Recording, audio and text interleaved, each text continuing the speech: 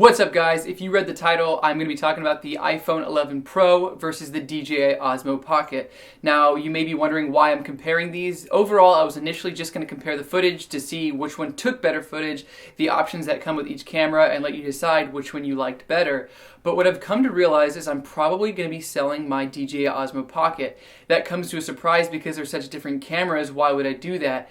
Well, I've weighed out the pros and the cons, and I'm going to be talking about it in the video. But right now, watch this little teaser and let me know if you can figure out which one's the DJI Osmo and which one is the iPhone 11 Pro.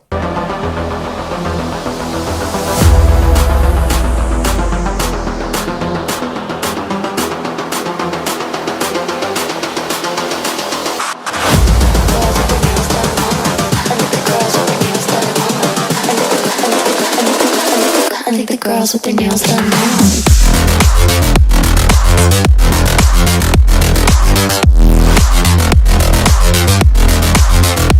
Girls with their nails done. I think the girls with their nails done.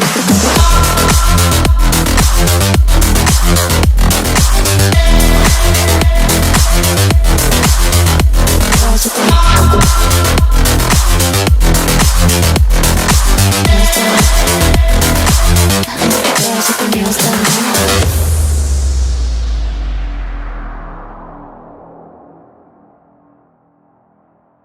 Alright guys, now that you've watched the footage between the two, could you tell which one was which? I will be doing this clip right at the end. It's going to have all the labeling of which one was which.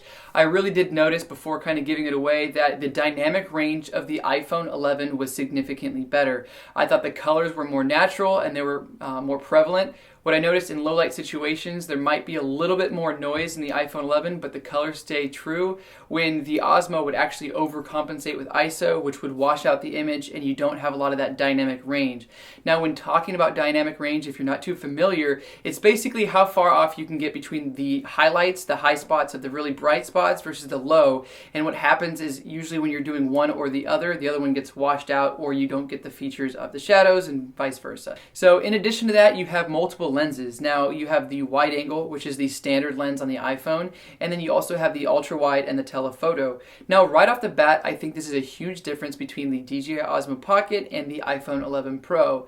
So when you're talking about the telephoto lens, it really opens up a lot with your cell phone, because when I was at the zoo, and I'll go ahead and highlight those films as well, I was at the tiger area and you can see that it was in the back. Now with the Osmo, it doesn't even pick up for focus, so I would try to tap and try to get focus that way, but it was kind of far in the back, so it really wasn't reading anything. And even with the footage being so far back, I really couldn't see anything to boot. So with the option to kind of go ahead and go 2 times optically, so you're not really destroying the footage, and if you want to, you can push it digitally as well. So there's a lot more flexibility when you have those 3 lenses. Now when talking about flexibility, I did want to talk about switching between the wide to the telephoto. You can actually zoom and you can go in between, so you're actually digitally going in between the telephoto and the wide. I don't really recommend it because without the right amount of light, it really gets kind of pixelated, and it also goes and gets a little bit too much noise in there. Now when talking about going in between the wide angle and the telephoto, you're going to get more noise because it's not anything but digital. There isn't another in between. You're not actually switching the lens. You're not changing the focal length. It's just digitally going forward, and then once you get to a certain spec, which is the 2 times, it'll actually swap over to the other lens. And when you go and you push from one lens to the other, you're going to go and you're going to see a little bit of a shift because they are in different places, and there might be a little bit of difference between the ISO, the color, but it is pretty good and pretty set.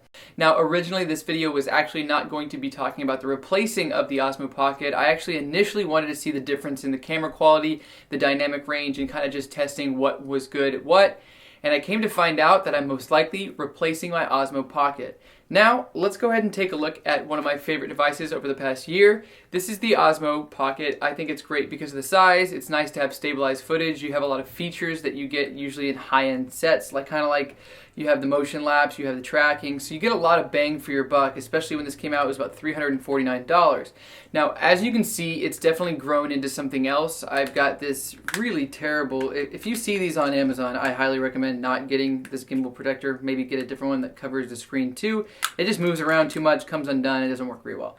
But as you can see, I've got the wireless module on the bottom, I have the control wheel, and I even have The worst thing that I think they didn't do is add on a tripod mount. So this is on top of the wireless module. So as you can see, this is by Ulanzi, should I say. So overall, this has grown into a much bigger device. When it first came out and I had it just with these standard pieces, you can see it is a much smaller and more manageable little device. I love the fact that I can put it in my pocket with the case. I can have it ready to go. Now, that's where the iPhone 11 came in. One of the biggest reasons, like I said, was stabilized video, but Apple has actually come out with their cinematic stabilized footage. I was really surprised. I didn't think much of it. I thought it was going to be similar to the GoPro one, but probably worse because, GoPro was the innovator next to RealSteady. The iPhone 11 will take its place mainly because I still have my mobile phone gimbal, and this has amazing stabilization built in. So what they're doing is they have these 3 cameras. They're taking the wide, the ultra wide, and the telephoto, and they're pushing all of this data into the phone using software, and it's basically building a stabilized image. So if you go up, it's going to take some image from here and push it back down. So you're going to crop in a little bit, but as long as you're not moving too crazily, it's going to be a very smooth image. So I'm going to cut to that where you can see I'm not using a gimbal. I'm hand holding this and I'm just walking through the zoo. I was really amazed because it looks just like my gimbal. Honestly, there's very little difference between the gimbal and using the Apple iPhone by itself. Overall, I think iPhone has better quality when it comes to colors and when it comes to sharpness. Not like the fake sharp that DJI kind of puts in their cameras. Everyone will kind of agree that DJI kind of over sharpens their images. Usually if you go into manual mode, you want to dial down that sharpness, and you can always digitally add that in later. But me personally, I think they overdo it, and what happens is they're trying to act like it's a better image than what it is.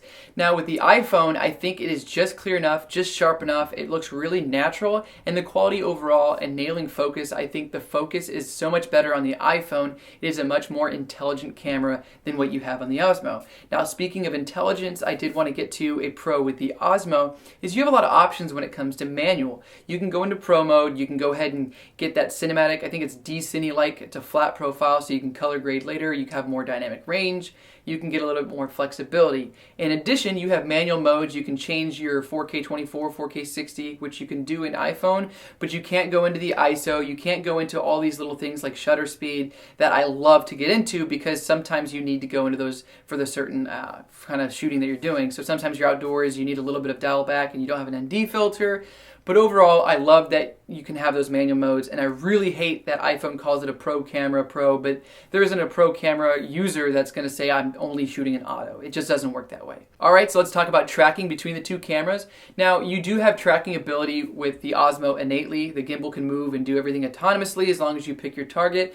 iPhone is obviously not going to have that. It doesn't even have like a digital kind of way to do it. But if you're using a Zhiyun Smooth or another phone gimbal, most of these do have apps where you can do some tracking. Now, overall, the Osmo has way better tracking, and whenever you're using a third-party app with the iPhone 11, and that comes into almost every single one that I've encountered, the quality of the image, it does not kind of do as well as the iPhone's regular camera does. And I think that's because the software and the hardware are made for each other. That iPhone obviously knows how to unlock the most about their hardware, and their software is really good. Now, using third-party apps like the Moment app and you're going into Aperture, pictures generally do pretty well. But when you're talking about video, I've seen a lot of other creators that go into those third-party apps for video, and there's a lot of stuttering, there's issues, the camera dies, there's issues with audio. So I did want to talk about, you're going to have a lot more flexibility when it comes down to using the Osmo versus the iPhone, and hopefully that Apple kind of steps up and gives us that kind of auto and manual mode, because I really think that we should have more flexibility with such a pro camera that they say. Another great thing about the Osmo, besides the fact that you can have it in your pocket and have it something separate, I love the fact that when I'm using the Osmo and I'm shooting a motion lapse, I'm shooting a time lapse, that I'm not taking up my phone. Because let's be realistic, if you're shooting a 30-minute, an hour, a couple hour time lapse, you really don't have much to do, and hopefully you can occupy yourself with a book or something, because if you're doing that on your iPhone, you're not going to have a phone to use. So it is a nice thing that you have something completely separate from your phone. You can still take calls, you can still take text, and you don't actually have to take up your phone to take that shot. Alright, so when talking about the iPhone, I think another great thing about this that I wasn't expecting to use is the fact that you can use the front-facing cameras and you can use the rear-facing cameras at the same time. I think it's great if you're vlogging, if you're doing anything that you're you're wanting to show the person you or your reaction and what you're looking at the same time. It kind of makes something that you can do, you split screen, or you can have a little bubble with your face on here and what you're seeing. I think it's nice because whenever you have more tools to work with, you can be a little bit more creative and you can show the audience kind of what you're doing, the reactions, and it just kind of builds a better picture for your story. Alright, so when talking about the motion lapse, the DJI Osmo is obviously going to take it because it's not using third-party apps. It's going to use the DJI Mimo app. And when talking about the iPhone, we've already spoken that the third-party apps aren't that great and the camera kind of degrades. So if you're looking for something that you can just set it, forget it, use your points on your phone, and then wait, you're going to want to go with the DJI Osmo. Me personally, with everything that I've talked about already, I'm really contemplating, and I'm going to make a few more videos with the Osmo, but I'm going to be selling it. I think that if I sell it now, I can get more money out of it, and I can put that more towards some more camera gear. I'm probably going to get a wide-angle lens for my Sony a7R. And if I wait any longer, there might be a DJI Osmo Pocket 2, and that might have all the things that I'm looking for. So I figure I sell it now, get as much money as I can, and the iPhone 11, let me break that out. So the fact that I have a gimbal-like object and camera here, it's amazing that I don't need anything. I can just go ahead and walk and start filming. I don't need to take anything out, plug it in. It's just something that's easier. I like just the least path of resistance. If I can have a point and shoot that is just as good as me going all in the manual modes doing this, because as a creator or as a documenter or as anything, you want to not miss the shot, you just want to take it. So the smarter these things get, the easier job mine gets, and the more I'm not going to miss. I am an avid lover of things that are intelligent. I love that my Sony has the eye autofocus, that I don't have to worry about getting focused and I can move back and forth. I love the set it and forget it lifestyle. So hopefully that is something that is going to come in the future where we're just kind of telling the stories and we're doing what we do. We don't miss the shots. We don't miss the moments. We just get a document, and that's what I love about cameras, and I just really can't wait for where this is going. So overall, let me know what you guys think. Do you have an Osmo Pocket? And before I sell it, is there anything that you guys want to know about using it, whether it's with the wireless module, the control wheel, and any of the accessories that I do have? I will be selling it. Maybe I'll do a giveaway, who knows. But like, subscribe. We'll see you guys next time. But I'm glad you guys watched the video, and tell me what you guys want to see next. And hopefully it has something to do with something I already have. All right, guys, we'll see you next time.